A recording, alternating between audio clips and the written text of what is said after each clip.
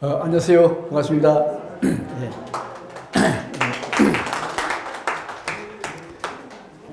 자, 오늘 강의할 주제는 석불사입니다. 보통 우리 석굴암으로 알고 계시죠, 그죠? 석굴암으로 알고 계실 터인데 삼국유사에는 석불사로 나와 있습니다. 석불사. 그래서 사와 암의 차이인데 아무래도 암보다는 사가 격이 높습니다.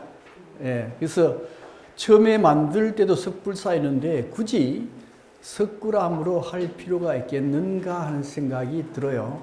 그래서 나중에라도 언젠가 석불사로 고치는 게 어떻겠나라고 생각이 듭니다. 그래서 오늘은 이제 석불사에 대해서 말씀드릴게요. 석불사 순서는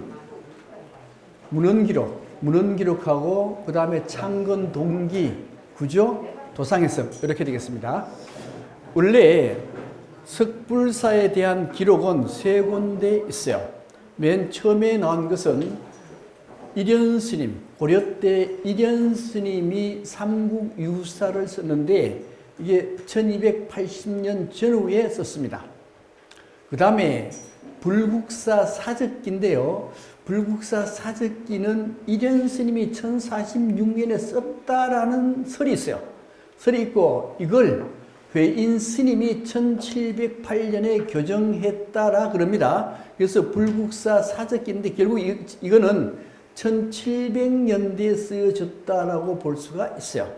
근데 여기서는 뭐라 그런가 하면 눌지왕 때 아도화상이 불국사를 만들었다 이렇게 기록되어 있고 경덕왕 때 김대성이 중창했다라고 이렇게 기록이 되어 있어요. 그 다음에 불국사 고금창기는 동은이라는 분이 1740년에 만들었는데 이 석불사 불국사는 법흥왕 때인 528년 전후에 만들어지고 574년 지소분에 의해서 중건됐다라고 기록이 되어 있는데 지금 우리가 믿을 수 있는 기록은 일현스님이 쓴 삼국유사입니다. 그래서 삼국유사 중심으로 말씀을 드리겠습니다. 삼국유사에 9편이 있는데 그 중에 효선편에 나와 있어요. 먼저 이 삼국유사 효선편, 이 효선이라고 하는 뜻은 전에 말씀드렸죠, 그죠? 효도할 때 효자고 착할 선자입니다. 그러면 잘못 해석하면 효도를 하면 착하다는 의미가 되는데 그런 의미가 아니고 이 효자는 부모님한테 효도하는 것이고 선자는 부처님한테 효도하는 것입니다. 그래서 부처님한테 효도하려면은 부모한테 불효해야 되고 그 다음에 부모한테 효도하려면 부처님한테 불효를 해야 돼요.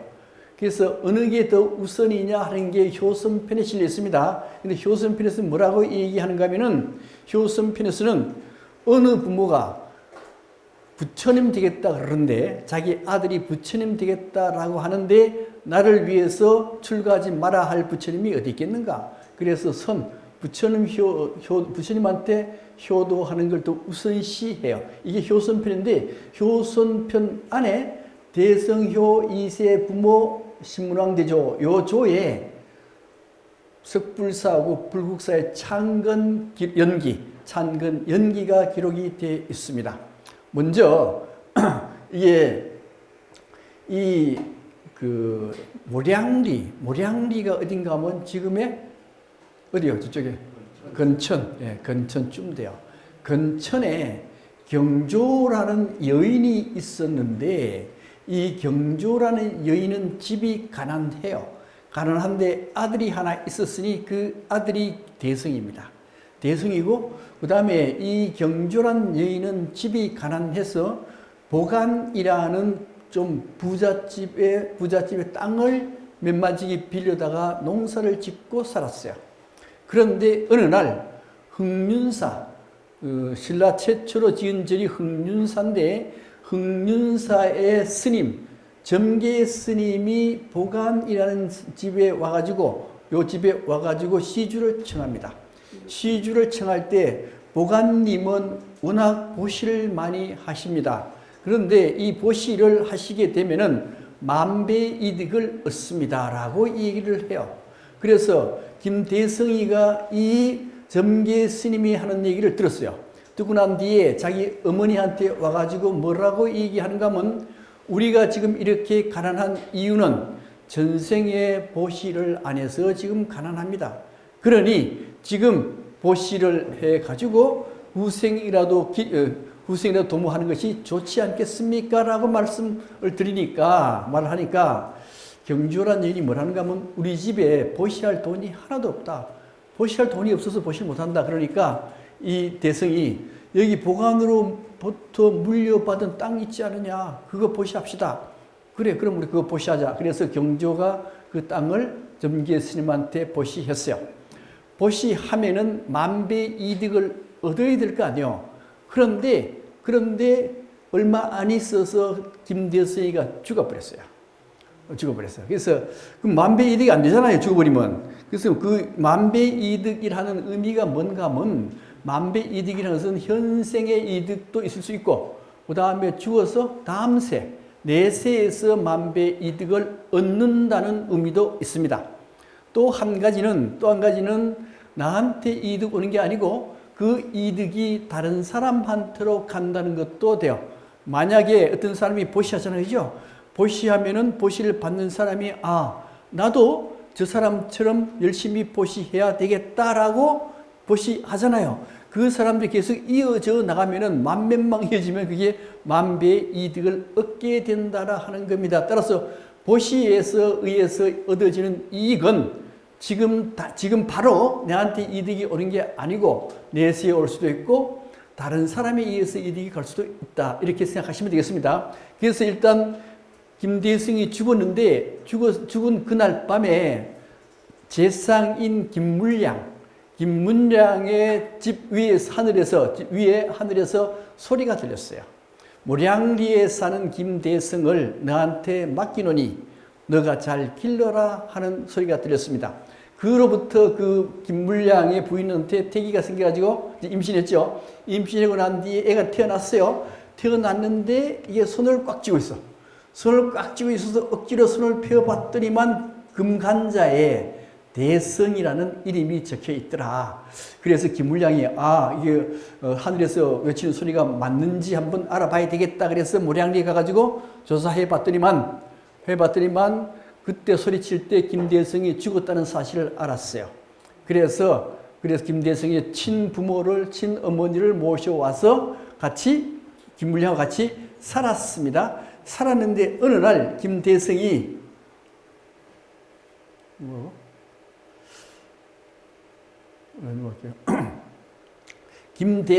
어느 날 김대성이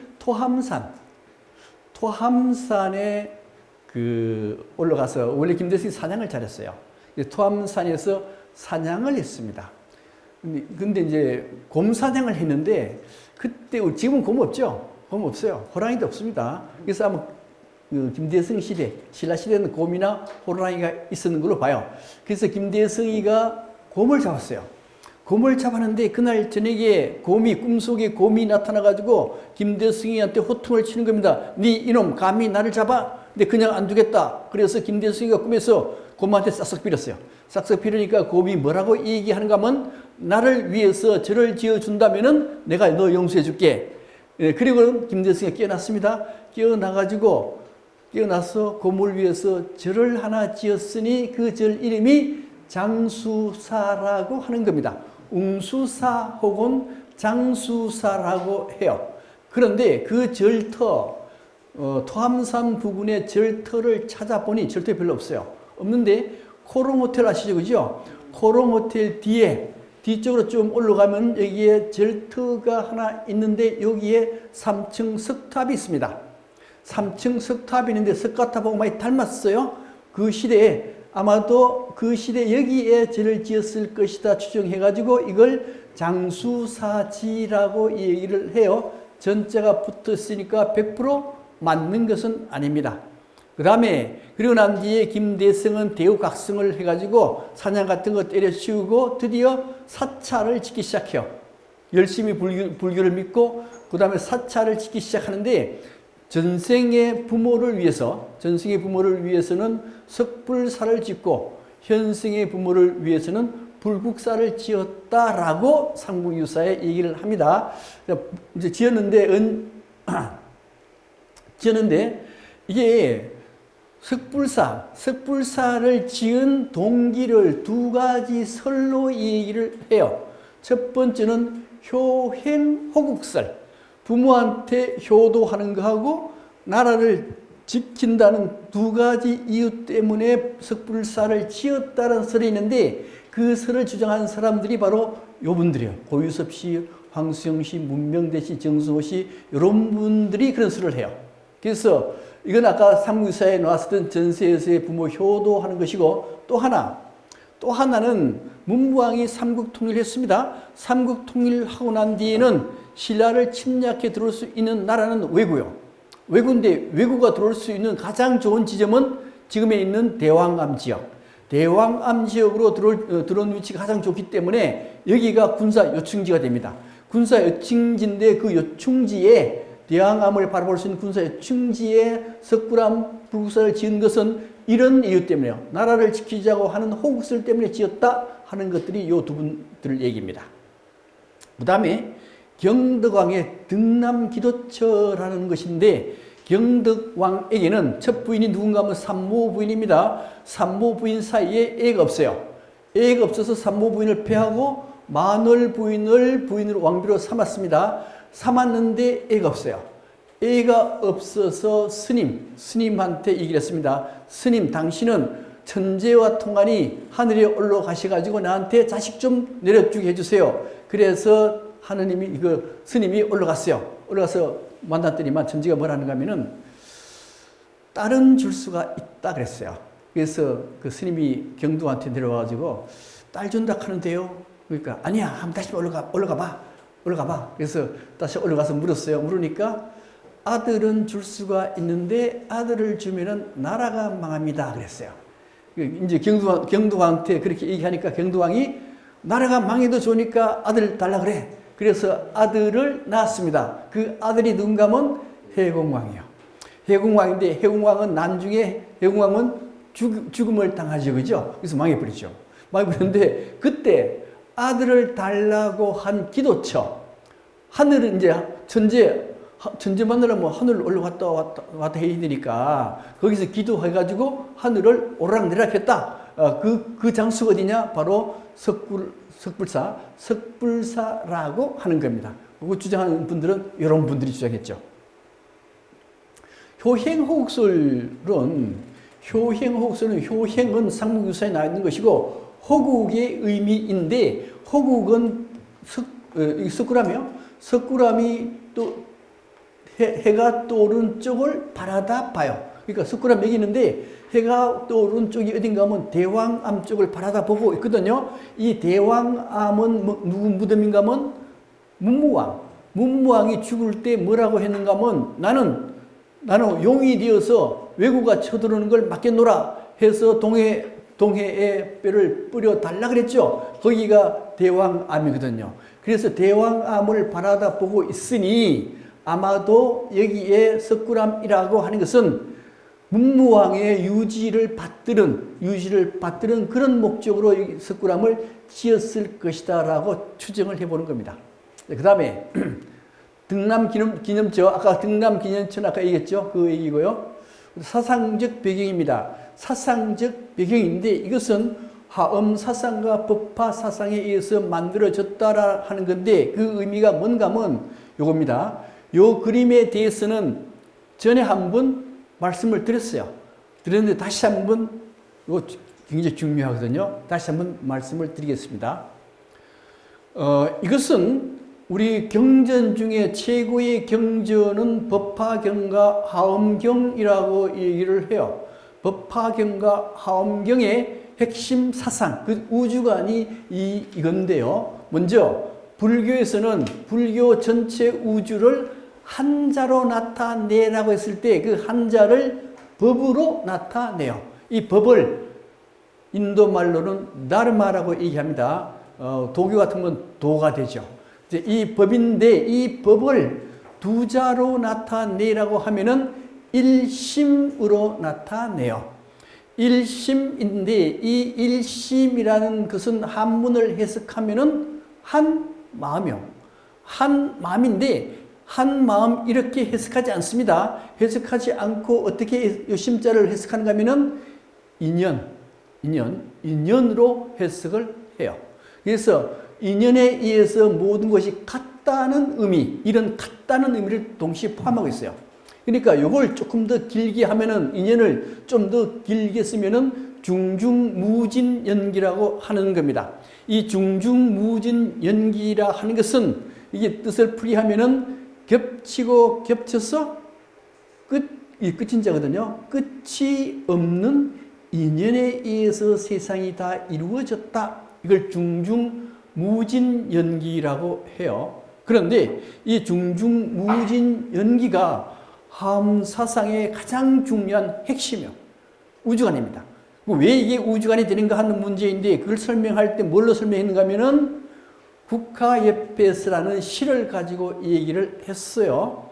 그래서 국화예패스라는 시를 보면은 국화꽃 한 송이를 피우기 위해서는 봄에 소쩍새가 울었고 그 다음에 여름에는 천둥이 쳤고 가을에는 무서리가 내려서 국화꽃 한 송이가 피었습니다. 그런데 국화꽃 한 송이가 피는데 왜 소쩍새가 울어야 되는가 하는 문제입니다. 왜 여름에 천둥이 쳐야 되는가 하는 문제요. 보세요. 국화꽃 한 송이가 피려고 그러면은 국화꽃에 씨앗이 있어야 됩니다. 씨앗을 소쩍새가 물어와서 땅에다가 심었을 수가 있어요. 그 다음에 소쩍새라고 하는 것은 그러면 어떤 인연이 있어서 소쩍새가 여기에 날아왔죠. 그러니까 소쩍새 한 마리도 모든 인연에 의해서 국화꽃 한 송이를 꽃씨앗 하나를 뿌렸어요. 뿌리고 난 뒤에 그 다음에 여름에 천둥이 쳐가지고 비가 내려야 물기가 있어서 싹이 틉니다. 싹이 트고 그 다음에 비료 같은 것들이 있어야 커 나가기 시작해요. 모든 인연 그러한 것들 인연이 있어야 싹이 트고 커 나가게 돼요. 그리고 국화꽃이 피려고 그러면 꽃이 필 때는 환경이 나빠야 됩니다. 환경이 나빠야 되려면 어떻게 해야 돼요? 무서리가 내려야 되거든. 그죠? 그래서 그런 모든 인연, 세계의 모든 인연이 작용해서 국화꽃 한 송이가 피었다라 하는 겁니다. 그러니까 국화꽃 한 송이가 피려고 그러면 겹치고 겹친 끝이 없는 인연이 있어야 국화꽃 한 송이가 피는 거예요. 이걸 다르게 얘기하면은 온 세계 모든 것들에 의해서 인연이 그것들에 연결된 인연에 의해서만 국화꽃 한 송이가 피어난다는 뜻입니다. 그게 중중무진연기가 돼요. 그러면은 국화꽃 한 송이의 가치라 하는 것은 우주 만물에 의해서 우주 만물의 인연에 의해서 태어났으니 국화꽃의 가치라는 것은 우주 만물과 맞바꿀 수 있는 가치가 있다라 하는 얘기입니다. 그렇지 않겠어요? 우주 만물하고 맞바꿀 수 있는 가치. 이게 어려우면은 내가 한 사람 태어나기 위해서는 온 우주가 관여해야만 나라는 사람이 태어나요. 그럼 나라는 사람의 가치라는 것은 어떻습니까? 온 우주와 맞바꿀 수 있는 가치가 있죠. 여러분들 한 사람 내 생각하면 내 몸 하나하고 우주하고 맞바꿀 수 있는 가치가 있잖아요. 그걸 뭐라고 얘기하느냐? 그걸 일심이라고 얘기하는 거예요.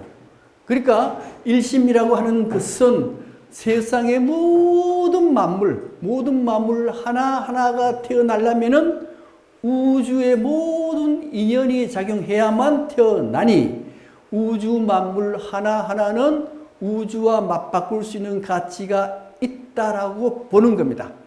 그래서 사람의 가치나 대지의 가치가 어때요? 똑같아요. 일심사상에 의하면 똑같습니다. 똑같아요.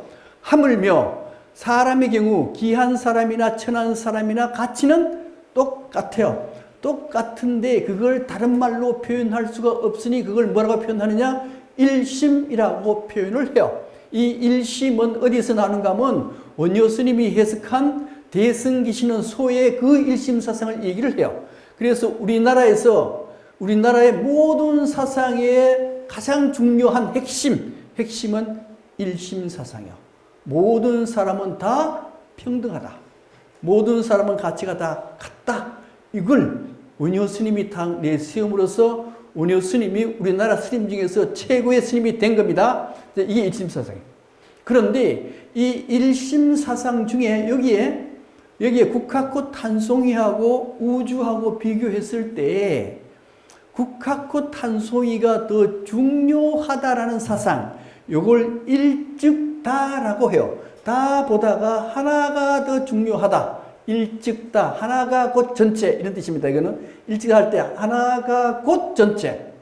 그러니까 하나가 전체만큼 중요하다는 뜻이요. 근데 여러분들 우주가 더 중요합니까? 솔직히 말해가지고 국화꽃이 중요합니까? 예? 우주가 중요하지 국화꽃이 왜 중요해요?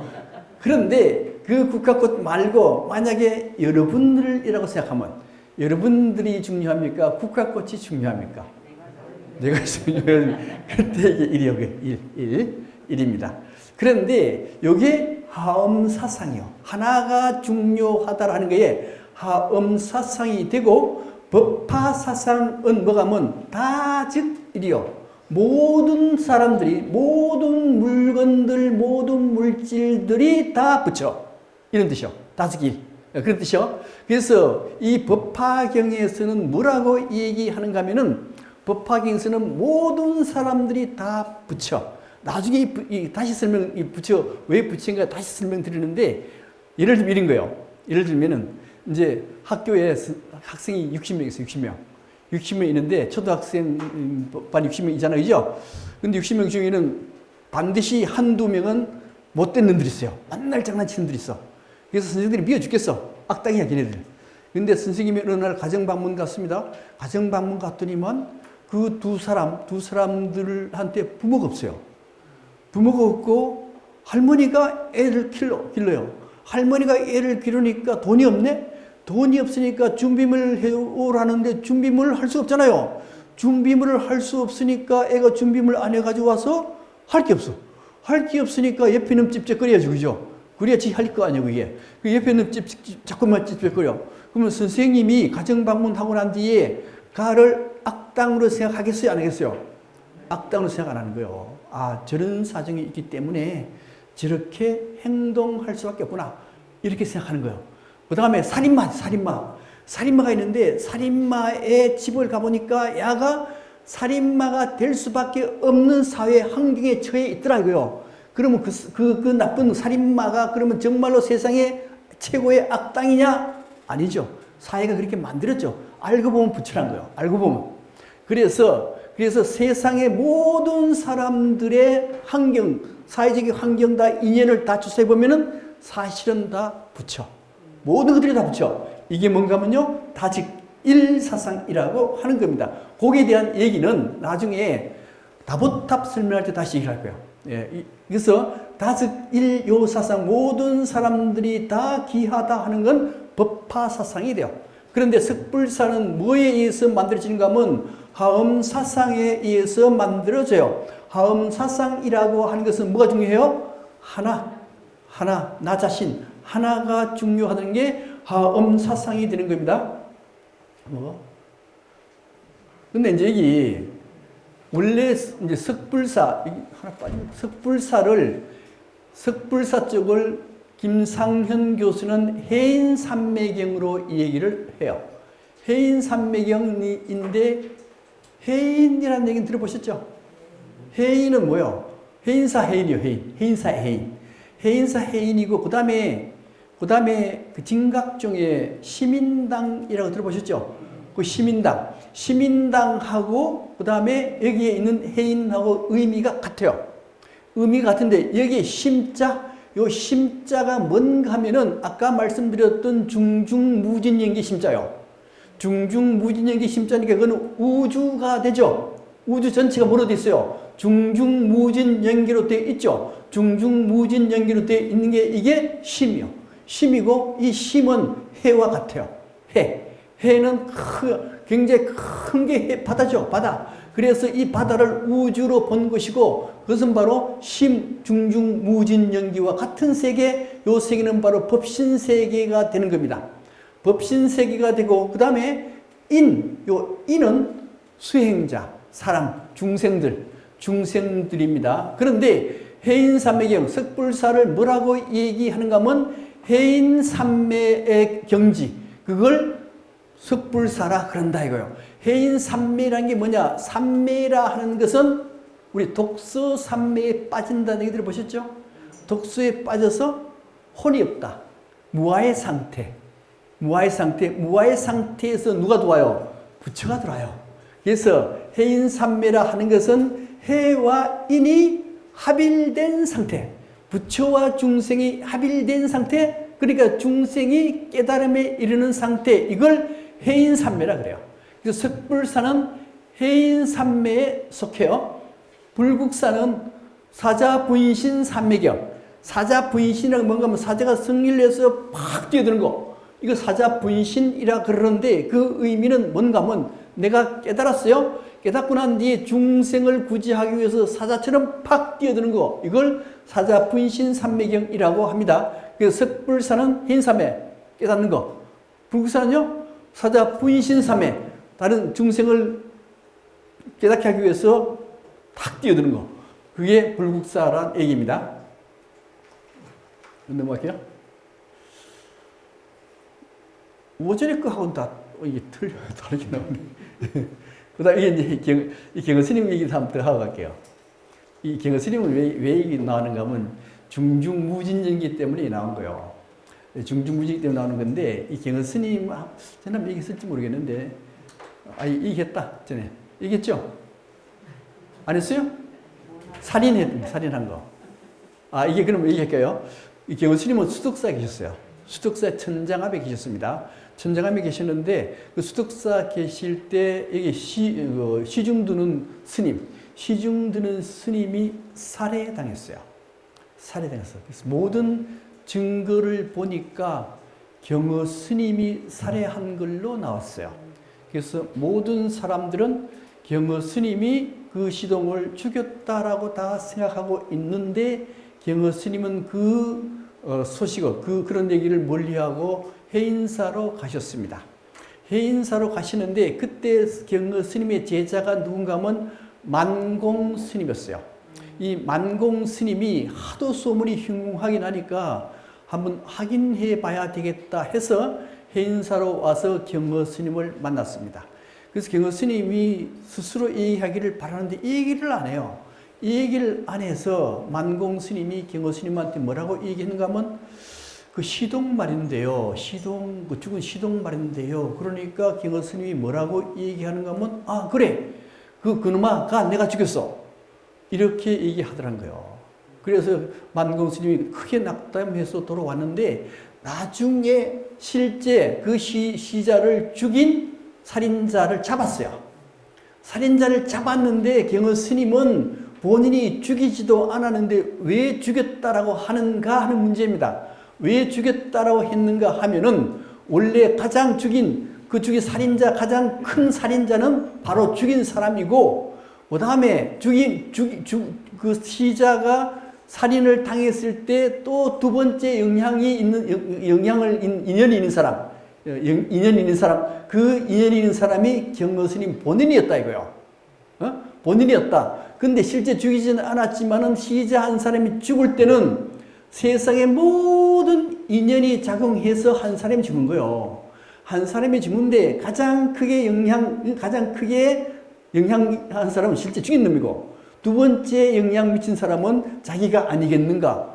그러니까 내가 죽였다라고 얘기하는 건데, 이 얘기는 화엄경의 핵심인 중중무진연기에 의해서 이분이 그렇게 얘기를 했던 겁니다. 중중무진연기는 그런 의미를 가지고 있어요. 그 다음에 아까 말씀드렸듯이 중중무진연기에서 하엄사상하고 법화사상인데, 하엄사상은 뭘 중요시하냐면은 일을 중시해요. 하나를 중시해요. 하나. 탄생하는 물질, 우주물질 하나. 그런데 여기서 여기에 잘 보면은 이게 석굴암인데, 이 석굴암, 이게 뭔가 하면 우주입니다. 나중에 다시 나오지만 이게 태양이고 별이고 이게 우주 하늘이고 그 다음에 이게 사람이 사는 공간이고 이 사람 사는 공간 이게 전체가 우주로 보는 거예요. 우주의 모든 것들의 인연에 의해서 한 분이 태어났으니 이분이 아까 시에서는 국화꽃이라는 겁니다. 국화꽃인데 이 국화꽃이라고 하는 것은 세상 모든 것들과 바꿀 수 있기 때문에 부처로 볼 수가 있다라 하는 겁니다. 그러니까 부처라 하는 것은 세상의 모든 인연에 작용해서 한 분의 부처가 탄생한다. 그 부처라고 하는 것은 우주 만물 전체가 사실은 다 부처. 이렇게 돼요. 이게 일찍다라고 하는 하엄 사상이 되는 겁니다. 그래서 하엄 사찰을 가보면요, 되게 굉장히 덩치가 커요. 예를 들면은 이게 송강사가 하엄 사찰이거든요. 중심 법당 보면은 굉장히 커요. 이게 작죠, 그죠? 이거는 우주입니다. 우주의 모든 인연이 작용해서 하나의 법당이 탄생했다. 이런 의미. 그 다음에 일본의 도다이지 가보셨죠? 나라에 있는 도다이지는 대체는 많이 가봐요. 근데 건물이 굉장히 커요. 어마어마하게 커. 어마어마하게 큰데 여기 사람이 오니까 굉장히 큰 건물이죠. 이 굉장히 큰 건물 안에 들어가면은 여기에 불상이 한 분 계세요. 한 분 계신데 이 높이가 18m쯤 될 거예요. 이 콧구멍에 사람이 들락날락 수 있어. 그 정도 콧구멍이 커요. 그래서 도다이지 뒤에 가면 나무 구멍 사이로 사람이 통과해요. 보셨어요? 예. 그 구멍 사이가 콧구멍 크기예요. 콧구멍 크기에. 그래서 그 구멍을 통과했다는 얘기는 무슨 소린가 하면 부처님 머릿속으로 들어갔다. 그 얘기예요. 예. 뚱뚱한 사람은 못 들어가더라고. 그래서 자, 이 도다이지 대불, 이 대불은 노사나불이라고 해요. 노사나불은 법신 비로자나와 같습니다. 법신 비로자나 부처는 하엄 사상의 핵심 부처. 그러니까 이렇게 하엄 사상에 의해서 도다이지가 만들어지고 그리고 온 우주가 관여해서 이렇게 부처님이 만들어졌다. 그런 의미예요. 그래서 아까 말씀드렸듯이 석불사는 해인산매에 대해서 아까 말씀드렸죠. 그 다음에 불국사는 사자분신산매는 깨달은 뒤에 사자가 중생을 구하기 위해서 확 덤벼들듯이 사자처럼 확 덤벼들어서 중생을 구지하라. 그것이 바로 불국사를 의미한다라고 김상현 교수님은 그렇게 얘기했어요. 해인산매 했고 뭐고? 사자분신산매. 그 다음에 석불사가 어떻게 변천되었는가 하는 문제입니다. 어떻게 변천되는가 하면요, 수리하기 전에 다 허물어졌죠, 그죠? 다 허물어졌어, 이렇게 다 허물어졌어요. 이게 1913년대니까 1980년대부터 1910년대 이전에는 이제 살기 힘들었어요. 굉장히 살기 힘들었죠. 돈이 없어요. 돈이 없으니까 문화재는 방치하게 되어 있습니다. 그래서 이렇게 된 거예요. 그래서 석불사 개보수 상태를 보게 되면은 1910년 이전, 10년 이전에 1700년대에는 굉장히 중수를 잘 했어요. 잘 했습니다. 잘 했는데 1800년대에 들어서면서 점점 가난해져 가지고 돈이 없어요. 돈이 없으니까 방치한 겁니다. 방치했는데 나중에 1961년도에 동아일보에 뭐라고 기사를 썼는가 하면은 1907년에 우편배달부가 발견했다라고 해놨어요. 이거는 좋지 않는 얘기입니다. 이게 무슨 얘기인가 하면은 이게 이 당시에 우리나라 사람들은 문화재를 아주 방치해버렸다.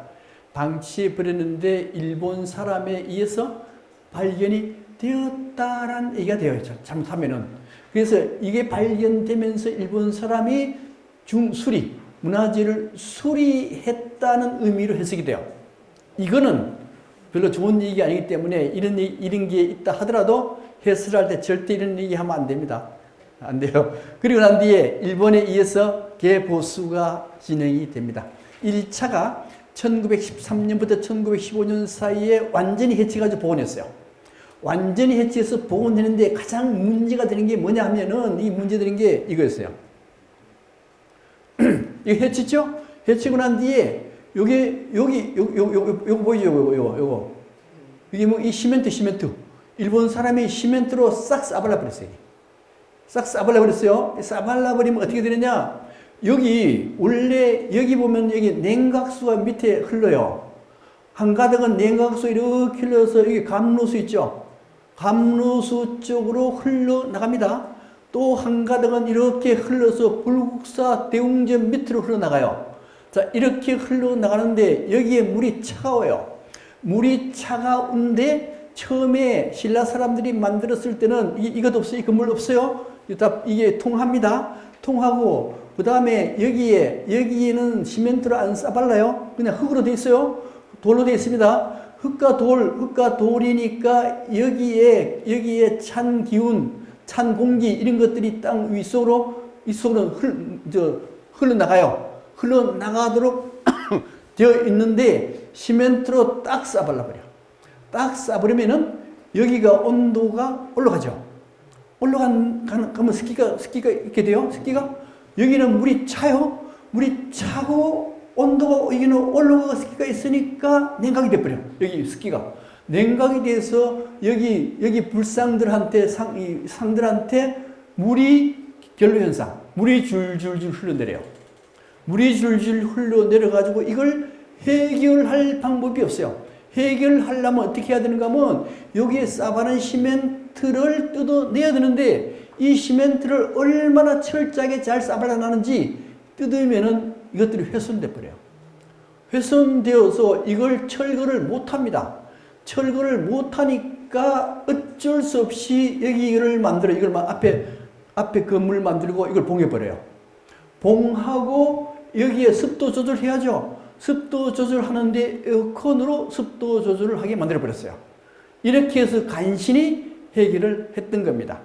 그렇다면은 신라 사람들이 처음 만들었을 때는 굉장한 기술력이 있었죠. 자연적으로 그렇게 일어나지 않도록 그러한 기술력이 있었는데 지금은 그게 안 된다 이거예요. 오로지 그냥 과학기술로 에어컨 돌려서 하는 건데 사실 에어컨 돌리면 이게 진동이 또 있어가지고 또 잘못하면 또 이게 파괴될 수도 있어요. 그래서 이렇게 해가지고 뭐 누수, 침수, 결로 뭐 이게 아무리 해도 안 돼가지고 이게 나중에 공기 냉각 장치 설치해가지고 이제 완전히 해결한 겁니다. 그 다음에 여기 요사체도 이게 1960년대 앞에 수광전 요사체 등 건물을 만들어요. 처음에는 건물이 없었습니다. 이제 완전 해체할 때 이렇게 해체를 했어요. 이렇게 해체했습니다. 전체 구조도입니다. 구조도 아까 얘기했고 이렇게. 그다음에 여기 지금은 시멘트로 싸발랐지만은 여기 뭔가 하면 쐐기돌이요. 쐐기돌인데 여기에 아치로 되어 있잖아요, 그죠? 아치로 되어 있기 때문에 무게 중심이 이쪽 중간에 쏠려서 떨어질 수가 있습니다. 그래서 무게 중심을 바깥으로 빼내야 돼요. 빼내기 위해서 이렇게 쐐기돌을 박아 놓은 겁니다. 쐐기돌을 이렇게 박아놨어요. 이렇게 해서 이 무게가 바깥으로 쏠리도록 이렇게 만들었습니다. 이게 덮개돌이거든. 이 덮개돌인데 이 덮개돌이 공사하는 과정에서 떨어진 것 같아요. 이게 떨어져가지고 세 조각은 다 버렸어요. 세 조각 난 걸 그냥 올려놨어요. 예. 그죠? 감로수인데 감로수가 이쪽으로 나와요. 이쪽 밑에서 이렇게 흘러가지고 이렇게 해서 이렇게 내려가요. 이 물은 굉장히 차고 석불사 밑에 가면은 이거 샘 하나 있죠, 샘. 그게 여기서부터 흘러내려간 겁니다. 다음에 석불사의 구조 상징입니다. 자, 석불사 구조 상징인데 먼저 이걸 보세요. 요게 전실, 비도, 그 다음에 여기가 본전실이 있는데, 내실. 이래 되는데, 요게 모양이 여성의 자궁을 닮았어요. 그죠? 그렇죠? 자궁을 닮았는데, 왜 성소는 여성의 자궁을 담도록 만드는가 하는 문제인데요. 원래 여성의 자궁은 새로운 생명이 탄생하는 역할을 해요. 탄생하는 역할을 하기 때문에 여기에 사람들이 들어가서 여성의 자궁에 들어가서 재탄생하라, 그런 의미를 가지고 있습니다. 우리 결혼식장도 원래는 여성의 자궁처럼 만들었어요. 여성의 자궁처럼 만들어서 신랑 신부가 그 안에 자궁에 들어가서 새롭게 탄생하라, 재탄생하라, 그런 의미로. 그래서 모든 의식 장소를 여성의 자궁형으로 만드는 이유는 거기 있습니다. 그 다음에 여기 이거는 전부 다 이게 우주의 축소판으로 보거든요. 우주의 축소판인데 여기 뭔가 하면 여기 아까 떨어져서 세 가닥 난 거 이게 태양을 뜻해요. 태양을 뜻하고 요거는 별자리를 뜻합니다. 그럼 여기에 이렇게 동그스름한 요 부분이 뭐가 들어가면요? 하늘이 돼요. 하늘. 그 다음에 여기에 불상들이 있고 뭐 12지상 10분의 제자들이 있고 한데 요거는 사람 사는 세계가 되는 겁니다. 그래서 아까도 말씀드렸듯이 이 우주의 모든 인연의 작용에 의해서 본존불이 탄생하게 되는 거죠. 넘어갈게요. 불상 배치도가 되겠습니다. 불상 배치도가 되는데 여기에 전실은 어떤 상들이 배치되어 있는가 하면은 팔부신중이 배치되어 있습니다. 팔부신중이라 하는 것은 원래 힌두교의 신이었어요. 힌두교의 신인데 나중에 바라문이라 하겠죠. 바라문교의 신이었는데 바라문교 신 그때 불교가 출발해요. 석가모니에서 불교가 탄생합니다. 불교가 탄생하면서 바라문교에 있던 신들이 불교의 포섭이 돼요. 포섭이 된 신들 8분의 신들인데 대체로 이 8분의 신들은 어떤 역할을 하는가 하면은 석가모니 부처님이 설법할 때 그 설법을 듣는 신중들, 그런 역할을 해요. 그 다음에 여기에 뭐가 있는가 하면 금강역사상이 있어요. 금강역사, 아금강역사와 훔금강역사상이 있습니다. 그 다음에 여기는요. 여기 누가 있는가 하면 여기는 사천왕상이 여기 있어요. 비도, 복도죠, 복도. 복도에는 사천왕상이 있습니다. 그 다음에 이 안에 들어가면 범천, 제석천, 문수, 보현, 그 다음에 10대 제자, 그 다음에 가는보살, 그 다음에 이렇게 보살들이 있는데, 요걸 잘 보면 여기에 하나의 사찰의 역할을 해요. 우리,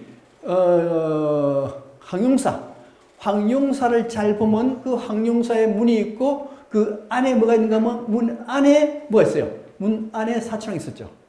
사천왕이 있었어요. 사천왕이 있고 범천과 제석천이 있었어요. 그 다음 본점이 있고 문수보현이 있고 그 다음 10대 제자 있었고 그러죠. 이게 황룡사의 그 불상 배치하고 비슷해요. 황룡사 금당. 지난번에 했죠. 황룡사 금당에 금강에서 사천왕이 있었고, 범천과 제석천이 있었고, 그 다음에 삼전불이 있었고, 10대 제자 있었잖아요. 그래서 석굴암 자체가 하나의 법당이 돼요. 법당. 예. 그 다음에 이 팔부신중입니다. 이제 여기 우선 네 분, 천신, 용, 건달바, 야찬데 우리 건달 얘기 들어보셨죠? 건달은 뭐예요? 건달은 술 마시고 흥청망청 노는 사람을 건달이라고 해요. 건달인데 이 건달은 어디서 나왔는가 하면은 여기에 팔부신중의 건달바에서 나온 겁니다. 자, 그 다음에 긴나라, 마우가라, 아수라도 있죠? 아수라장, 싸움하는 거, 아수라장도 어디서 나왔는가 하면은 바로 팔부신중에서 나왔어요. 가루라는 이게 그 인도네시아 비행기가 가루라 비행기예요. 가루라. 이도 마찬가지로 팔부신중에서 나왔어요. 그 다음에 금강역사상. 그 다음에 이제 팔부신중 다음에 금강역사상이 있는데 금강역사상입니다. 금강역사상인데 여기에 한 분은 입을 열고 있고 한 분은 입을 다물고 있어요. 입을 열고 있는 것을 금강역사상이라 하고 입을 다물고 있는 것은 흠금강역사상이라고 해요. 그래서 금강과 흠금강에 대해서는 전번에도 말씀드렸어요. 분황살 때. 예. 그 다음에 사천왕상입니다. 사천왕상인데 사천왕상은 네 분의 천왕이요. 네 분의 천왕인데 원래 네 분의 천왕의 형태는 지금은 이런 형태로 되어 있어요. 이런 형태로 되어 있고 지물도 다 다 똑같아요. 우리나라에. 그런데 신라 시대 때하고 지금의 사천왕상의 지물이 똑같지 않습니다. 좀 틀려요. 그 다음에 일본 가도 또 틀려요. 중국 가도 틀립니다. 틀린데 단 하나가 같은 게 하나 있는데 그게 뭔가 하면요. 북방의 다문천왕. 북방의 다문천왕. 북방의 다문천왕인데 북방의 다문천왕은 뭘 들고 있는가 하면 탑을 들고 있어요. 요 마찬가지로 북방의 다문천왕은 탑을 들고 있어요. 이렇게 요것만 어느 시대나 어느 나라도 다 똑같아요. 북방의 다문천왕은 탑을 들고 있고 사천왕의 기준은 북방의 다문천왕부터 시작해요. 그 다음에 여기 이제 팔부신중, 금강역사상, 사천왕상까지 했어요. 요 안에는 원래 성문영각보살이라 깨달은 사람들만 들어가요. 천신은 원래 안 들어가요. 안 들어가는데 여기를 범천과 제석천이라고 해놨어요. 학자가 해놓은 거예요. 해놓은 거. 확실하냐? 확실하지 않습니다. 근데 범천과 제석천이라고 하는 것은 뭔가 하면은 원래 이것도 마찬가지로 바라문신이었어요. 바라문신인데 근데 불교 쪽으로 편입이 됐어요. 편입이 됐거든요. 편입이 된 뒤에 석가모니가 깨달았습니다. 깨달았을 때 몸이 되게 약해요. 몸이 약한데 그래서 처음에 설법한 불경이 하엄경을 설법했어요.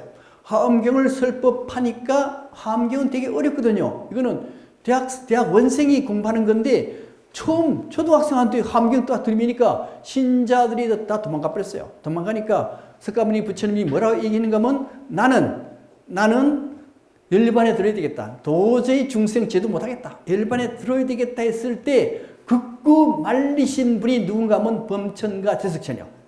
범천과 제석천이 석가모니 부처님 당신이 열반에 드시면 누가 중생을 제도한단 말입니까? 해가지고 제도를 말리는 바람에 석가모니 부처님이 열심히 중생을 제도하게 됐어요. 그래서 범천과 제석천을 옛날에는 석가모니 있으면은 범천과 제석천을 오른쪽과 왼쪽에 협시보살처럼 그렇게 만들었던 겁니다. 그 다음에 또 여기에 두 번째가 뭔가 하면 문수보현이거든요. 문수보현. 이게 보현보살과 문수보살이 이렇게 배치가 되어 있는데 원래 기본이 석가모니 중심으로 기본이 두 사람 보살을 배치하는데 좌의 왼쪽에 문수, 오른쪽에 보현을 배치를 해요. 하는데 이게 언제 이런 도상이 완성되느냐 하는 건데 그것은 고려 때가 되어야 그런 도상이 완성돼요. 그러니까 신라 때는 그게 완성이 안 된 거예요. 안 됐기 때문에 여기에 보살이 있다 하더라도 이 보살이 문수인지 보이는지 사실은 확정적으로 얘기하기 어렵습니다. 어려운데 대체로 석가모니 중심에 왼쪽에 문수, 오른쪽에 보현을 하니 일단 그렇게 정해보자라고 한 거예요. 자, 이제 보살, 여기에 본존부를 중심으로 왼쪽에 문수보살, 오른쪽에 보현보살이 있습니다. 그런데 이제 불교에 다니신 분들은 보살이 뭔지 잘 알죠, 그죠? 그런데 처음 나오신 분은, 접하신 분은 보살이 뭔지 잘 몰라요. 자, 보살에 대해서 잠깐 말씀드리겠습니다. 보살이라 하는 것은 인도 고어, 산스크리트의 보디사트바. 보디는 깨닫다는 뜻입니다. 사트바는 유정, 사람. 깨달은 사람을 뜻해요. 깨달은 사람을 뜻하는데 여기 보디사트바에서 보자를 살리고 요 뒷자 빼버리고 트바 빼고 사자를 살려요. 사자를 살리는데 읽기 쉽게 그냥 보살, 사가 살이 돼요. 그래서 보살은 보디사트바에서 나왔습니다. 그럼 이거는 사람이에요? 사람 아니에요? 신이에요? 사람이죠. 사람입니다. 사람인데, 그런데 보살은 여러 분야로 동시에 같이 사용돼요. 예를 들면은 석가모니 부처가 있으면은 왼쪽에 문수보살이 있고 오른쪽에 보현보살이 있다 그랬죠. 그럴 때 보살은 깨달은 유정이 아니에요. 그때 보살은 뭔가 하면은 부처님, 석가모니 부처님이 상징하는 게 뭔가 하면 지혜입니다. 지혜. 지혜인데 혹시 지혜가 뭔지 아세요? 지혜? 머리 좋은 게 지혜입니까? 아니죠. 지혜 뭔지 잘 몰라요. 그래서 종교에서는요, 추상적인 잘 모르는 말씀은 안 돼요. 확실하게 이거다 딱 집어줘야 돼. 집어줘야 되는데 그 지혜를 불교에서는 뭐라고 해주는가 하면 지혜를 자비로 만들어진 거예요. 지혜는 곧 자비입니다. 자비. 근데 이게 소승불교, 대승불교 얘기하죠. 소승불교, 대승불교는 사실 좋은 용어는 아니고 남전불교, 북전불교. 남쪽으로 전해진 불교, 북쪽으로 전해진 불교인데 남쪽으로 전해진 불교는 보살이 없어요. 보살이 없고 부처만 있습니다. 동남아 가면은 보살이 거의 없어요. 거의 없고 부처만 있어요. 북방으로 넘어가면은 보살이 등장해요. 보살, 이걸 뭐라고 하면 대승불교라 그럽니다. 대승불교인데 이 대승불교 왜 나타나게 되는가 하면은 지혜라 하는 것은 추상적이기 때문에 좀 더 구체적인 걸로 나타내면은 자비, 실천이에요, 실천. 사랑의 실천이에요, 이게. 그게 보살이에요. 그러니까 그때 보살, 문수나 보현이라고 하는 보살은 부처님의 실제 구체적으로 나타낸 겁니다. 자비로 나타낸 자비. 보살은 자비요, 자비. 그런데 자비로운 게 여자가 자비롭습니까? 남자가 자비롭습니까? 그건 사실은 알 수 없어요. 알 수 없는데 문제는 여성이 더 자비로울 수 있어요. 그 이유는 여성은 애를 임신을 해서 애를 낳고 기릅니다. 이게 자비심이거든요. 그래서 여성이 더 자비로울 수가 있다. 그래서 우리나라에서는 여성을 보살이라고 해요. 하는데 사실 이것은 중국에서 넘어왔다라고 보는 겁니다. 그러니까 중국에서 어떻게 생각하는가 하면 부처와 보살이 넘어와요. 인도에서 중국으로 넘어오니까 중국 사람들은 음양 개념으로 파악해요. 음양 개념으로 파악해서 양은 남자죠. 양은 남자인데 부처와 보살 중에서 부처를 남자, 양으로 봐요. 그 다음에 보살을 음으로 봐요. 음으로 봐서 여성으로 봐요. 그래서 보살을 대체로 상을 만들 때 아름답게 만들어요. 여성화해서 만듭니다. 그 이유가 중국에서 그렇게 만들어져요. 그래서 이게 우리나라로 들어오면서 여성을 보살로 만드는 겁니다. 그런 의미? 예. 근데 보살인데 여기 문수보살 그 보현보살인데 여기 이제 코끼리를 탄 분이 누군가 하면 보현보살이 돼요. 보현. 그 다음에 이게 사자를 탄 걸 문수보살, 사자를 탄 걸 문수보살이고 문수보살. 그 다음에 이제 이 문수보살 뜻하는 게 사실은 자비를 뜻하면서도 지혜를 동시에 뜻해요. 지혜를 뜻하는데 지혜가 가장 좋을 때가 12.3세가 가장 좋대요. 그래서 문수를 때때로 동자로 나타냅니다. 문수동자. 예. 그 다음에 또 하나가 있는데 이제 여기 보면 좀 이상하다 이거. 원래 사자를 타면은 문수보살인데 보살 중에 가장 흔하게 등장하는 보살이 누구요? 관음보살이요. 관음보살. 예, 관음보살인데 관음보살은 쉽게 알 수가 있습니다. 어떻게 아는가 하면은 관음보살은 항상 보살은 관을 써요. 관을 쓰는데 이 관의 앞에 화불, 부처를 새겨 놓으면은 그분이 관음보살. 나중에 다시 나오긴 하는데 일단 그렇게 알아요. 모든 보살은 이 타는 거에 의해서도 결정되지만은 관세음보살은 여기에 화관에 여기에 부처가 새겨져 있으면은 그 보살은 관음보살이 돼요. 그 다음에 10대 제자입니다. 10대 제자가 목건년부터 시작해서 수보리, 가진년, 우바리, 아난다, 라후라, 아나율, 이렇게 나와. 10대 제자입니다. 10대 제자인데 이 10대 제자 이렇게 나와요. 이렇게 나오는데 이 10대 제자가 도대체 이 상을 봐가지고는 모른다라는 학자들이 많아요. 많은데 문명대 교수는 그거 왜 몰라? 다 알 수 있어. 라고 이름을 다 붙였어요. 이분은 사리불, 이거는 목건년, 마가섭, 수보리, 부르나 이렇게 다 붙였어요.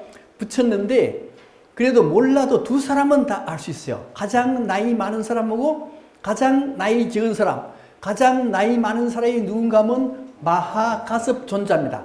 그래서 보니까 상 보니까 수염도 났고 나이가 많아 보이죠. 그래서 이분은 마하가섭 존자가 돼요. 그 다음에 여기 보면 더 나면 이게 라후라가 누군지 아세요? 아들. 라후라는 혹이요, 혹. 혹인데 왜 라후라 붙이는가 하면 석가모니가 있는데 누가 와서 아들이 태어났습니다. 그러니까 라훌라. 혹 붙었네. 그게 혹이요. 그 다음에 여기 아난은 석가모니 사촌 동생이요. 사촌 동생인데 굉장히 잘생겼어요. 잘생기고 나이가 굉장히 적고 암기력이 가장 뛰어난 게 아난이요. 그래서 나이가 적은 사람으로 보이잖아. 아난. 그 다음에 원래 이제 석굴암의 약삽을 이런 모습이요. 이런 모습. 근데 원래 석가모니 제자는 종족이 어디 종족인가 하면 아리안족이요. 아리안족인데 아리안족이 독일에 있는 게르만족이에요. 게르만족이니까 게르만족이면 이런 모습이죠. 그죠? 이런 모습. 그래서 일본에 약사사란 절이 있어요. 나라 지역에. 약사사란 절이 있는데 그 사리불의 모습이 이런 모습으로 동상을 만들었어요. 이게 맞죠? 어떻게 보면. 근데 우리 사리불은 이렇게 만들었어요. 이렇게 만들었는데 이 얼굴 모습은 아리안족이 아니에요. 아리안족이 아니고 우리 민족의 얼굴입니다. 이것이 의미하는 바는 이미 불교는 인도를 거쳐서 인도에서 중국을 거쳐서 들어왔는데 한국화된 불교예요. 그 다음에 11면 가는보살입니다. 자, 11면 가는보살은 여기 10대 제자 중에 5명이 이쪽에 있고 5명이 이쪽에 있고 이 본전불 있고 본전불 바로 뒤에 11면 가는보살이 있어요. 11면 가는보살이라고 하는 것은 여기 얼굴이 11개, 요 얼굴 포함해서 11개가 되어서 11면 가는보살이 되는 겁니다. 근데 이 11면 가는보살이 의미하는 바가 뭔가 하는 건데요. 그 의미하는 바는 이거는 일본의 국보 11면 가는보살이요. 여기 정확히 나와 있죠, 그죠? 정확히 나와 있는데 여기에 10분의 가는보살이 있는데 대체로 3분의 1 정도는 이렇게 웃는 모습 보이죠? 이렇게 웃는 모습 보이죠? 그 다음 이쪽은 뭐요? 성난 모습 보이죠? 이건 웃지도 않고 성나지도 않고 그런 모습. 그래서 11면 가는보살의 형태는 크게 3분의 1은 싹 웃는 모습, 3분의 1은 확 성난 모습, 3분의 1은 썩내지도 않고 화내지도 않고 덤덤한 모습, 이렇게 표현되어 있어요. 표현되어 있는데 이걸 왜 이렇게 만들었는가 하는 건데요.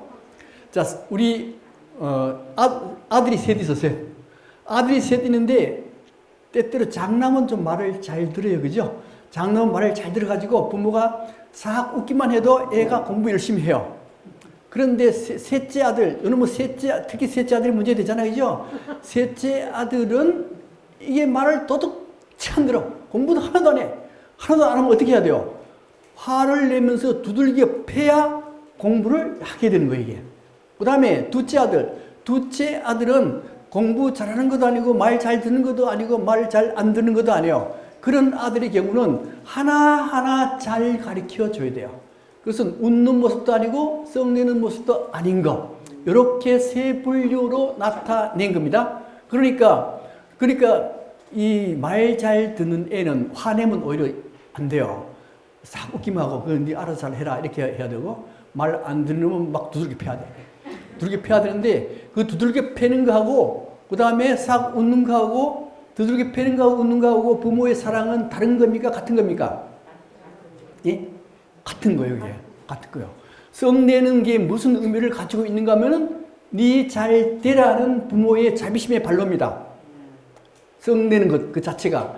이걸 확장시켜서 생각해 볼 수가 있어야 돼요. 확장해서 본다는 의미가 뭔가 하면 다른 사람이 나한테 화를 팍 내죠. 화를 팍 내면은 그 사람이 나한테 대한 어떤 행동의 수정을 요구하는 그런 자비심의 발로 이렇게 해석할 수가 있어야 되는 겁니다. 예. 이건 내 개인적인 얘기인데요. 요 유튜브 할 때 이 내용을 빼세요. 이게 제가 47살에 포스코, 잘 다니던 포스코에서 나왔어요. 그때 월급도 많이 줬거든요. 많이 줬는데 나왔어. 재미가 없어요. 그래서 마누라 돈 버니까 마누라한테 빈대 붙어서 살아야 되겠다 그래가지고 나왔어요. 나와가지고 박물관 대학을 경주의 박물관 대학에 1999년도에 들어갔습니다. 들어갔는데 이제 조금 이거 6개월 하고 난 뒤에 연구반 들어가서 내가 연구반 회장을 바로 했거든요. 시켜주더라고요, 하라고. 연구반 회장을 하는데 거기 회원들 들어온 중에 어떤 아주머니가 나를 막 욕해요. 엄청 욕해요. 그 욕하는 내용이 뭔가 하면 여자를 좋아해가지고 반의 분위기를 흐린다. 이렇게 하는 거예요. 겉으로 안 드러내는데 속마음은 내 속마음이 그거였는데 그 할머니가 내 속마음을 읽어가지고 그걸 동네방네 다니면서 욕하는 거예요. 분위기, 그러니까 그 소리가 뭔가 하면 분위기 흐린다는 거예요. 분위기를 나쁘게 한다. 그래서 얼마나 욕을 얻어먹었는지 사실 자다가도 벌떡 일어나게 되더라고요. 이게. 그 정도. 그래서 에이, 이거 못 있겠다 해가지고 어디로 갔는가 하면 신라문화원 시니어 1기에 들어왔어요. 그래가지고 들어온 거예요. 들어왔는데 그 할매가 또 시니어 2기로 들어왔어. 2기로 들어와서 거기 와서 또 동네방네 소문 다 내는 거예요. 그래서 참 견디기 어려운데 사실은 그때까지 내가 속은 뭐 여자를 좋아했지만 겉으로 나타낸 건 없거든요. 그러니까 죄가 없지. 그래서 다니긴 다르는데 그래서 유튜브 나가면 그 할매 또 쫓아옵니다. 그러니까 유튜브 보내면 안 돼요. 그런데 문제는 그 할머니가 동네방네 다니면서 욕하고 나한테 직접 대놓고 욕했어요. 직접 대놓고 진땀이 흐를 정도로 욕을 하더라고. 뭐 그건 잘 모르겠어요.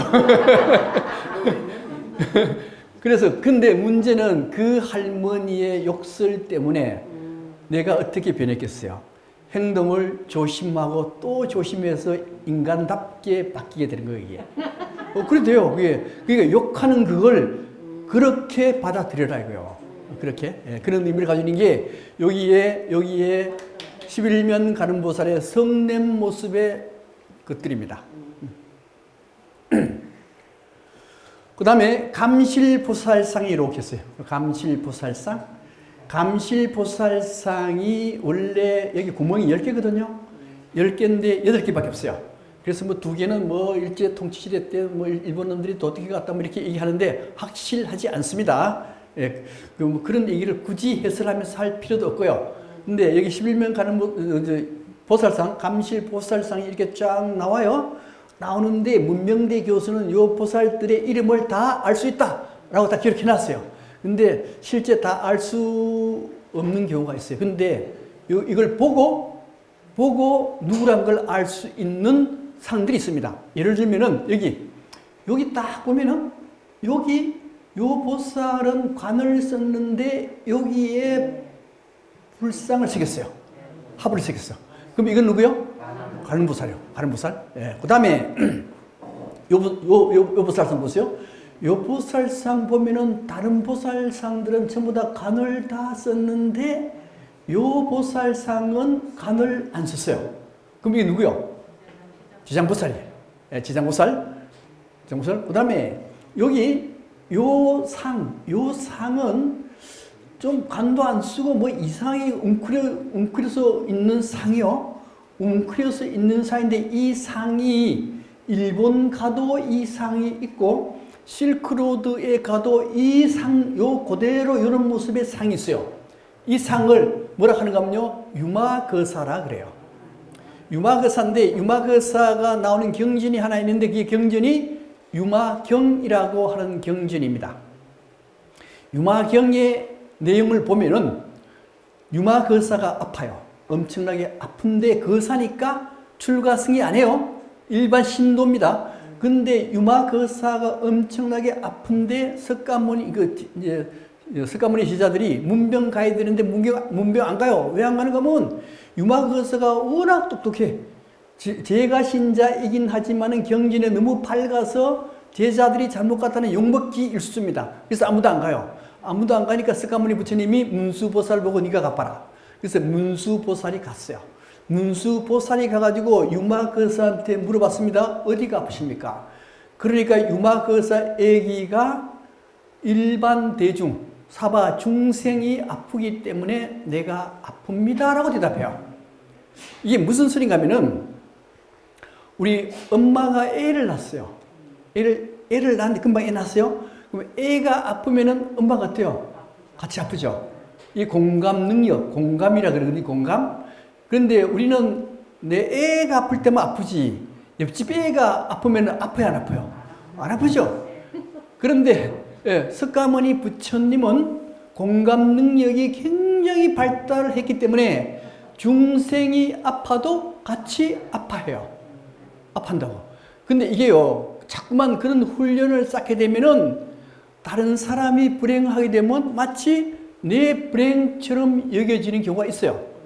예를 들면은 뭐 젊은 애들이 영끌 해가지고 아파트를 샀는데 들어보니까 10억 주고 샀는데 5억은 빚으로 샀어요. 근데 집값이 5억으로 떨어졌어요. 5억으로 떨어지면 가족이 유지가 안 되게요. 돈 다 없어져 버렸죠. 뭐 어떻게 살아? 월급도 다 빚 주고 못 살아요. 그러면 가족이 뿔이 흩어지게 돼 있어요. 그 소리 들으면은 서울 집값이 팍팍 올라갈 때 배 아팠죠. 배 아팠죠. 근데 처음 집값 팍팍 떨어지니까 배가 좀 시원했죠. 근데 이 얘기를 듣고 보니까 어때요? 굉장히 슬프게 돼요. 아유, 저 가족 어떻게 하나. 이걸 공감 능력이라 하는데 유마거사가 이렇게 아픈 이유는 그런 얘기예요. 공감 능력이 굉장히 발달되어 있는 상태, 이게 아픔 상태를 나타내는 거예요. 그렇게 해서, 그래서 이제 보살들의 모습, 8분의 보살을 여기다가 모셔놨습니다. 그 다음에 본존상입니다. 본존상의 모습인데, 이 본존상 잘 보면 이렇게 됐어요. 요 수인, 손모습이 뭔가 하면 항마촉지인이라고 해요. 항마촉지인이라 하는데, 항마촉지인은 원래 석가모니의 대표적인 손 형태입니다. 그거 아시고 넘어왔어요. 근데 본존불에 대한 명칭에 관한 학설이 굉장히 많습니다. 첫 번째가 뭔가 하면 이게 아미타 부처다라고 얘기해요. 그 왜 그러냐?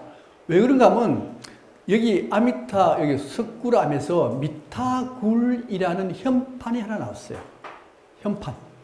미타굴이라는 게 뭐야? 아미타잖아요. 아미타굴. 그러니까 이 아미타 부처님 같다. 이렇게 얘기해요. 또 이 본존불이 바라다 보는 방향이 어딘가 하면요, 동쪽을 바라다 봐요. 동쪽을 바라다 보는데 그러면 이 부처님은 어디 계신다는 뜻입니까? 서쪽에 계신다는 의미가 돼요. 그래서 이 본존불을 아미타 부처라 하는데 이분들 황수용, 홍식, 찬트라 이분들은 그렇게 얘기해요.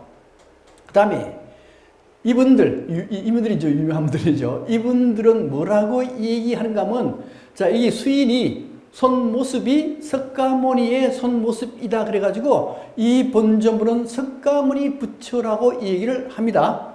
그런데 강우방 씨 아시죠? 강우방 씨는 경주박물관 관장을 했어요. 글도 잘 써요. 굉장히 잘 써. 예, 이분은 뭐라고 얘기하는가 하면은 석가모니이자 비로자나불 법신불이다라고 얘기를 해요. 또 김영태란 분은 아주 불교학자, 유명한 불교학자입니다. 불교학자는 또 뭐라고 얘기하는가 하면 비로자나 부처, 법신불, 아미타불은 여기에 보신불이요. 보신불요, 화신불이거든요. 법신, 보신, 화신을 동시에 갖추고 있는 부처다 이렇게 얘기해요.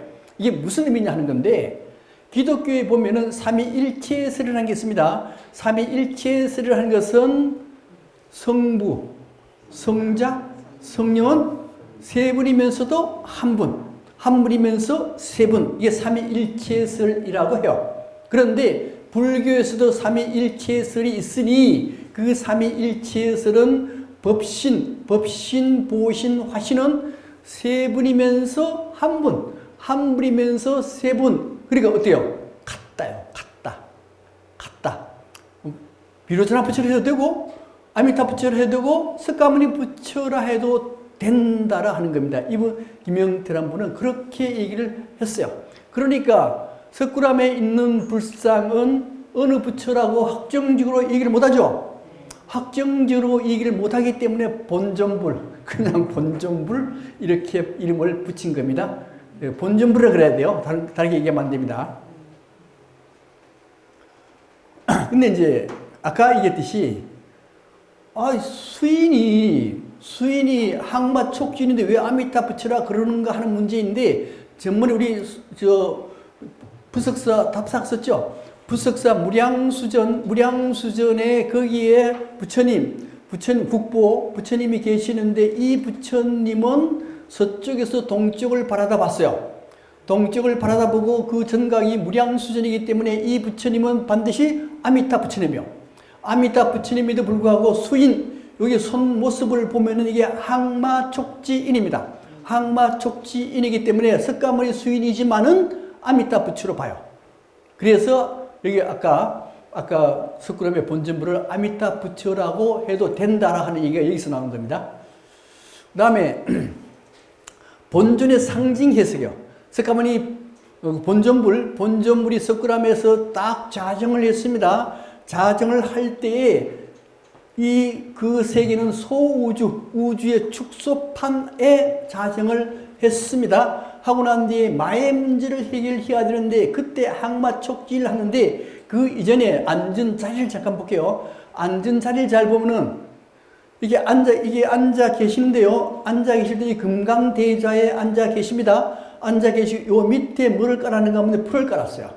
풀 이름을 뭐라고 하는가 하면 길상초라 그럽니다. 근데 길상초의 의미가 뭔가 하면은 길상초의 의미를 하는 것은 이제 어느 목수가 산에 올라갔어요. 산에 올라가는데 나무가 기가 막히게 멋있는 나무가 있어요. 목수가 올라갔으니까 이제 집질라고 이제 그 산에 올라가서 그 나무 보고 뭐라 하는가 하면 야, 이 나무 좋네. 내일 톱을 가지고 와서 나무를 잘라서 집을 지어야지 하고 그리고는 이 목수가 내려갔어요. 내려갔는데 거기 옆에 길상초라고 하는 풀입니다. 풀이 그 소리를 들었어요. 그 소리를 듣고 보니까 여기 이 나무, 멋있는 이 나무가 내일 아침 되면은 톱으로 베어서 죽게 생겼어요. 죽게 생겼으니까 이 길상초가 밤새도록 풀로 밤새도록 이 나무에 구멍을 빵 뚫었어요. 구멍을 뚫었으니까 제목으로 못 쓰죠. 그래서 여기 목수가 올라와서 나무를 보더니만 야, 어제는 괜찮은 제목이었는데 오늘 구멍이 뚫어서 못 쓰겠네 하고는 내려가 버렸어요. 이게 길상초 얘기인데 이게 도대체 뭘 얘기하고자 하는 건데요. 여기에 있는 이 나무는 잘생긴 나무. 사람으로 치면은 아주 귀한 존재. 길상초는 보잘것없는 풀입니다. 풀이니까 소외된 사람들의 형태. 소외된 사람들의 형태인데요. 대체로 우리 잘생긴 사람들은 이 소외된 사람들의 덕택에 의해서 잘 살아가요. 우리가 이렇게 우리 월급 받는 게 뭐 한 달에 한 500만 원씩 받는다 합시다. 500만 원 받아가지고 좋은 차 굴리고 뭐 굴리고 이게 할 수 있느냐? 우리 일을 해서 그렇게 할 수 있느냐? 못합니다. 보통 소외된 사람들의 노력에 의해서 그렇게 살아가요. 소외된 사람들이라 하는 것은 동남아에 못 사는 나라, 아프리카에 못 사는 나라, 중국에 그저 못 살 때 그 사람들이 만든 것 덕택에 의해서 우리는 조그만 노력으로 풍족하게 살아가요. 그 의미는 뭐예요? 못 사는 사람 덕에 우리는 잘 산답니다. 그 다음에 잘 사는 사람은 못 사는 사람을 어떻게 생각하는가 하면요, 못 사는 사람을 밟고 올라서려고 해요. 그렇기 때문에 잘 사는 사람들을 항상 잘 생각해야 되는 게, 소외된 사람 덕에 우리는 잘 살고 있다는 생각을 가져야 되는 게 여기 길상초의 의미가 되는 겁니다. 그리고 이 길상초가 상당히 좋은 뜻이죠. 길상이라는 게 좋은 의미를 가지고 있다. 예. 그리고 석가모니가 지금 뭐 깔고 앉았잖아요, 이게. 석가모니가 이게 깔고 앉아가지고 북신하게 앉아있는 거 아니에요? 그러니까 소외된 사람 깔고 앉아가지고 북신하게 잘 앉아있는 거예요, 이게. 그러니까 이제, 그래서 이거 좋은 의미이기 때문에 불교 다니는 여자분들한테 법명 주어질 때 길상화라는 이름을 줘줘요. 길상화의 의미가 그런 의미를 내포하고 있는 겁니다. 그래서 석가모니 부처님은 이 길상초를 깔고, 북신한 데 깔고 앉아서 이제 도를 깨치려고 그래요. 도를 깨칠 때 그 모습은 이런 모습이었어요. 석굴암에 있는 본존불의 통통한 모습이 아니고요, 이런 모습. 하도 굶었거든요. 도를 깨치려고 하도 굶어가지고 뼈만 남았어요. 죽을 단계. 마치 예수가 십자가에 매달려 있을 때 죽을 듯한 모습이었습니다. 자, 죽을 듯한 모습에서 마가 등장해요. 마왕 파순이 등장하게 되는데, 이 마왕 파순은 석가모니가 깨닫게 되면은 좀 문제가 발생할 것 같아. 그래서 마왕 파순이 깨닫는 걸 방해해요. 근데 이 마왕 파순이라 하는 것은 실제로 존재하는 그런 실체가 아니고 석가모니 안에 있는 번뇌입니다. 번뇌를 마왕 파순으로 생각할 수가 있어요. 첫 번째 석가모니가 번뇌하는 것은 뭔가 하면, 내가 만약에 깨닫게 되면은 여자를 가까이 못하겠구나. 이걸 그렇게 그 번뇌를 가지고 있어요. 그래서 마왕 파순이 여자 3명을 보내줍니다. 여자 3명을 보내줘서 이 부처님을 깨닫지 못하게 하려고 해요. 그림 잘 그렸죠? 아주 섹시하게 그렸죠? 이게 그 정동진에서 강릉 가다 보면 왼쪽에 큰 사찰이 있어요. 보타상가 뭐 그 사찰이 있어요. 그 사찰에 그림 그리는 화가 한 사람이 있었는데, 그림을 아주 섹시하게 잘 그려요. 가슴도 그릴 때도 아주 잘 그려. 그래서 그 사진이 이게. 예. 그래서 이 석가모니 부처님이 이 생각에, 내가 깨닫고 나면은 함부로 내가 여자하고 접근할 수 없겠구나. 아이고, 차라리 그만 깨닫지 말까? 그런 생각이에요. 그래서 이거를 석가모니는 과감히 떨쳐버립니다. 떨쳐버려요. 두 번째는 우리 이제 본능 문제잖아요. 본능은 성욕하고 그다음 식욕입니다. 식욕의 문제인데, 그 다음에 마왕 파수는 이제 석가모니 부처님을 칼로 위협해요. 죽여버리겠다.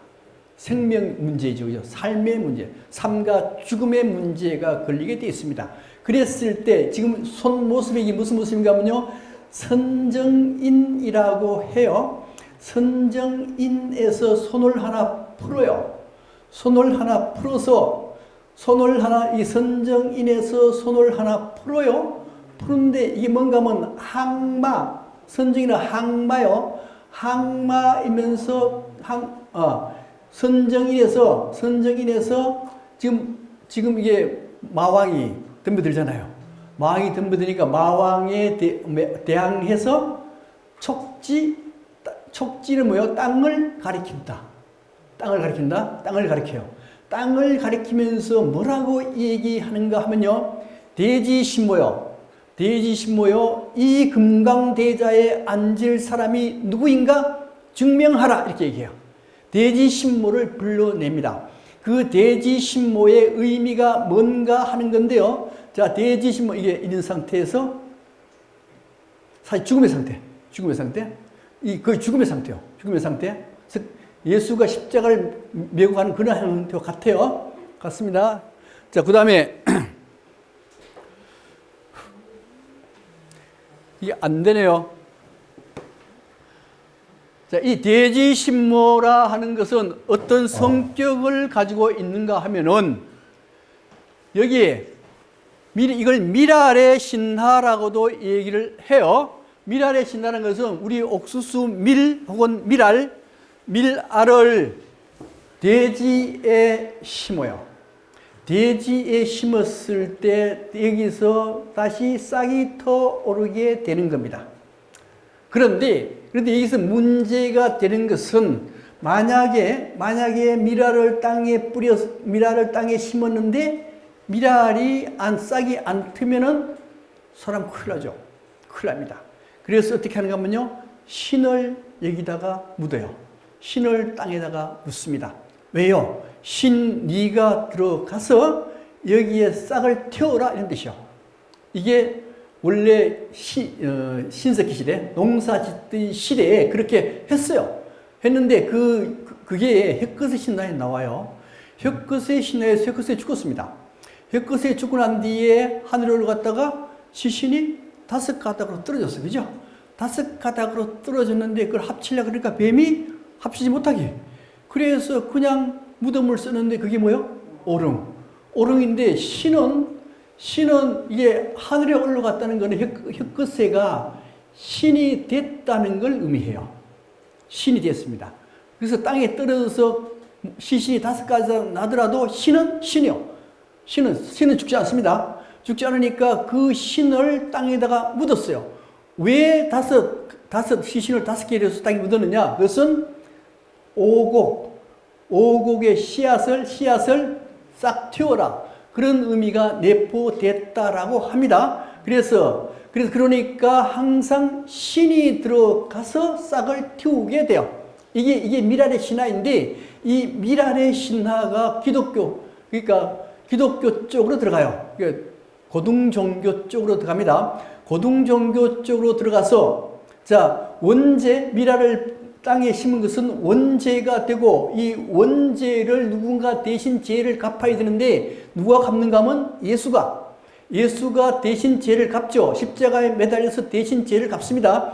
대신 죄를 갚았는데, 문제는 여기에 밀알이 싹터 올라가야 되는데, 그 밀알이 싹터 올라가는 대신에 예수가 부활한 거예요. 그 밀알의 신화를 이렇게 고등종교로 바꾸게 되는 겁니다. 그러니까 여기에 재생부활을 시키는 것은 누가 시켜요?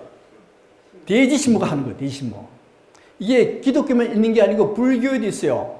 불교를 보게 되면은 불교의 지장보살의 뜻이 뭔가 하면요, 크시티 가르바라 그래서 대지신모예요. 원래 지장보살의 뜻이 대지신모가 됩니다. 대지신모가 땅속에 들어가서 뭘 하는가 하면은 지옥에 있는 중생들을 다 살리죠. 그게 뭔가 하면 땅속에 있는 밀알을 다 살려서 싹 틔우는 거예요. 싹 틔우기 때문에 지장보살의 머리가 어떻게 해요? 초록색깔 하지, 초록색깔. 그래서 기독교든 불교든 밀알의 신화를 활용한 겁니다. 그런데 여기서 새롭게 재생부활하는 것은 누가 재생부활시켜요? 대지신모가 하는 거예요. 대지신모가 하기 때문에, 그래서 이 석가모니가 자기가 죽을 단계에서 항마 선정인에서 땅을 가리키면서 대지신모여, 이 금강대자에 재생부활해서 앉을 사람이 누구인가 증명해라. 그래서 대지신모가 뭐라 그랬어요? 석가모니야말로 금강대자에 앉을 분입니다. 이렇게 해서 석가모니가 깨닫게 되는 거예요. 그런 과정, 그걸 얘기하고 있는 겁니다. 그렇게 해서 드디어 여기에 석가모니 부처님이 정각을 이루게 되는데, 문제 항마촉진이지, 그죠? 이게 항마촉진은 그런 의미를 가지고 있어요. 그런 의미를 가지고 있는데, 우리나라에서 가장 빨리 만들어진 항마촉진은 어딘가 하면은 칠부람의 항마촉진입니다. 항마촉진인데, 이 부분이 손이 좀 이상하죠, 이게. 완성이 안 됐어요, 이게. 그래서 이 칠부람에 있는 이 불상은 석불암보다가 좀 빠른 시기라고 그렇게 얘기를 하는 이유가 좀 위안성. 경도왕 때가 되어야 돈도 많고 예술이 발달하잖아요. 그죠? 그래서 경도왕 때 만들어진 이 석굴암의 본전불의 항마촉주인이 가장 아름답죠. 그 다음에 깨달음으로 이룹니다. 깨달음을 이루게 되는데, 이때 드디어 태양이 탁 떠오릅니다. 석가모니 부처님이 마의 문제를 다 해결하고 난 뒤에 태양이 아침에 싹 동쪽에서 이제 이 본점으로 동쪽을 바라보고 있으니까 아침에 태양이 착 떠오를 때 태양은 바로 법신 비로자나 부처. 태양은 법신 비로자나 부처가 딱 떠오를 때 법신 비로자나 부처하고 석가모니하고 합일이 이루어진다 했어요. 이게 강우방 씨가 주장하는 겁니다. 합일이 이루어지니까 이 여기는 본점불은 법신 대일열의 법신 비로자나 부처라 할 수도 있고 석가모니 부처라고도 할 수 있다라는 이유는 바로 거기에 있는 겁니다. 자, 그리고 난 뒤에 이 최초로 이 석가모니 깨달음의 상태가 여기서 만들어져요.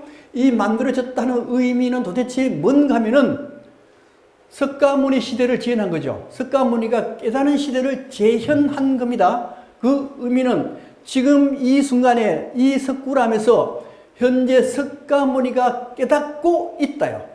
깨닫고 있다는 시간을 초월해서 이 상태는 석가모니 상태, 석가모니가 있었던 그 상태와 똑같다. 그 얘기는 지금 이 신라는 뭐가 됐어요? 불국토가 되었다. 이 석굴암을 완성시킴으로써 드디어 신라는 불국토가 완성이 되었답니다. 그리고 그 이후에 불상 만들 때 가장 많은 수인은 항마촉지인이에요. 항마촉지인을 가장 많이 만든 이유가 뭔가 하면 지금 이 신라는 인도의 석가모니 시대와 같은 시대, 불국토의 시대가 재현되었다. 불국토 시대가 완성됐다의 의미를 그렇게 이 항마촉지를 만들어내는 게 되는 겁니다. 실물 감수했고 정각. 그 다음에 이제 그 옆에 보면 3층 석탑판이 있어요. 3층 석탑이 있는데 원래 이게 이 기단부죠. 이게 기단부. 이 지대석 기단부요. 지대석 기단부인데 원래 지대석은 네모를 해요. 왜 네모를 하는가 하면 천원지방사상. 하늘은 둥글고 땅은 네모지다. 땅이니까 이게 네모를 해야 돼요. 이거 전부 다 네모를 해야 돼요. 각지 네모를 해야 돼요. 그런데 이렇게 원으로 한 이유가 도대체 뭐냐? 원으로 한 이유는 하엄경에서 나타내는 원융사상, 원융사상의 표현이 아니겠는가라고 추정을 해보는 겁니다. 자, 이렇게 해서 석불사에 대해서 다 말씀을 드렸습니다. 그러니까 석불사라 하는 것은 해인의 상태, 해인 삼매경의 상태를 석불사로 나타냈어요. 그 다음에 해인 삼매에서 불국사로, 해인 삼매 깨달은 상태죠. 깨달은 상태에서 어디로 가야 돼요? 불국사 쪽으로 사바 중생이 있는 쪽으로 내려가요. 내려갔을 때 그때를 사자분신 삼매경이라고 했습니다. 사자분신 삼매는 뭔가 하면 사자가 하를 확 내는 형태. 마치 중생을 제도할 때에 사자가 하라는 모습으로 부처가 뛰어들어서 중생을 제도하라 하는 의미, 이게 사자 분신 삼매경이고 그게 어디에 나타나는가 하면 불국사에서 나타나게 됩니다. 되는데 이게 유튜브로 찍으려면요. 한편은 석불사, 한편은 불국사 이렇게 찍는 게 좋아요. 그래서 또 이제 원래 강의도 10분 일찍 끝나면 기분 좋잖아요. 그죠? 그래서 오늘은 10분 일찍 끝나겠습니다. 그리고 다음 시간 두 번에 걸쳐서 불국사에 대해서 강의를 하겠습니다. 근데 여러분 이제 좀 내용이 길고 복잡하죠? 해설할 때 이렇게 할 필요 없어요. 그래서 저기 시나리오 적어준 대로 그렇게만 하면 돼요. 네, 그래서 이렇게 해서 오늘 강의 끝내겠습니다. 수고하셨습니다.